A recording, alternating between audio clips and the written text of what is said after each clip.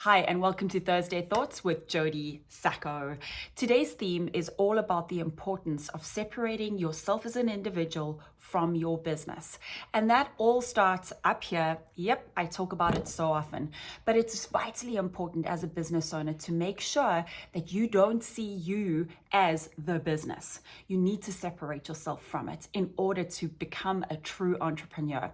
See it rather like a baby or a child, depending on what stage your business is at. If it's in its infancy, remember that it's not you. You are raising a child, you are raising a teenager, and that separation is key for you to be able to work on your business and not be stuck in it.